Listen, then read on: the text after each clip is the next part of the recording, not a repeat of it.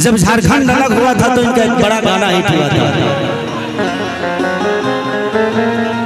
कि मिश्री मलाई खैलू। हमारे आनंद बाबा ने उस गाने को गाया था कि मिश्री मलाई खैलू खैलू काला कंद अब का खैलू सफर अलग भइल झारखंड अब का खैलू सफर।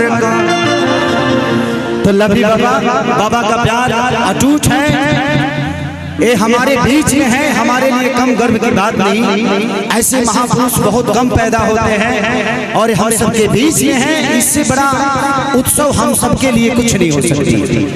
तो बस एक लास्ट भजन गाऊंगा, उसके बाद आप सबका वही चीजें जो आप चाहते हैं।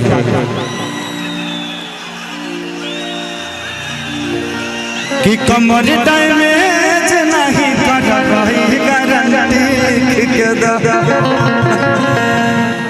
तो बस कि जो मेरा हाथ मैया हर बन के कोजलिया, कि जो मेरा हाथ मैया हर बन के कोजलिया, तो उठाती मैया तोरे अंगन उठाती मैया तोरे अंगन में। जो मेरा हाथ मैया बन के कोजलिया, जो मेरा हाथ मैया बन के कोजलिया, उठाती मैया तोरे अंगन में। उठाती मैया अंगन में।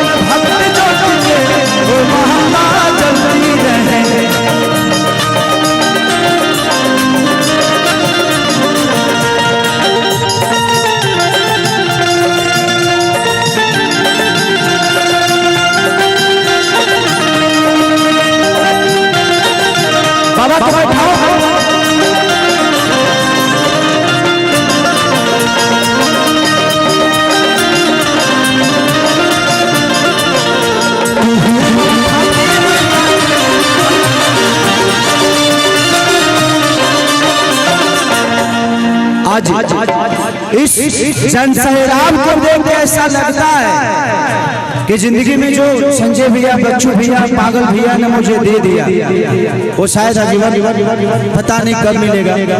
क्योंकि आप लोगों की मोहब्बत ने आज मुझे लगता है कि 5 लाख पब्लिक से मिलवा दिया। जब मैं आ रहा था तो पूरा रोड जाम था। यहाँ आने के बाद कैसे कैसे आप लोग यहाँ तक, लेकिन उससे बड़ी बात आपकी व्यवस्था बड़ी प्यारी है।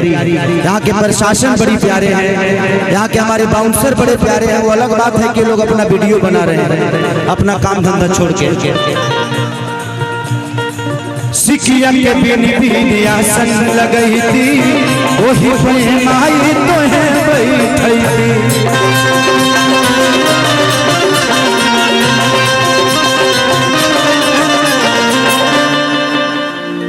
एक सेक्रेटरी तो ही होगा का? हाँ भौजी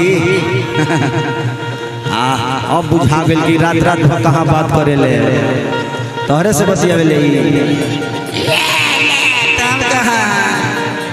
सिकिया के बिन आसन लगई थी, वही पे माई तो है बैठी थी।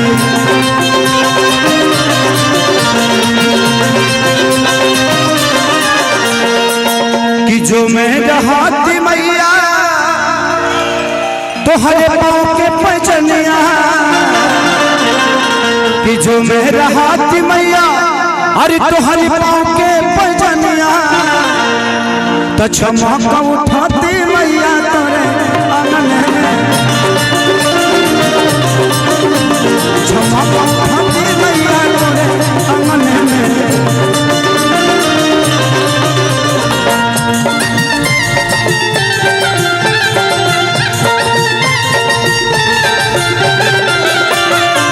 झोलिया भर में खाली नहीं जाती।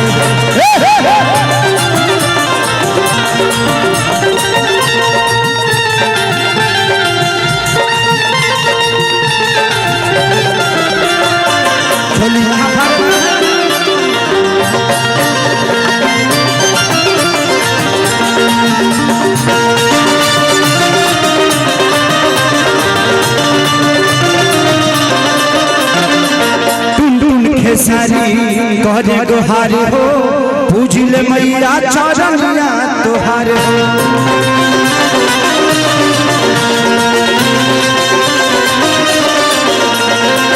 टुन टुन खेसारी करेले गुहार हो पूजिले मैया चरनिया तुहार हो।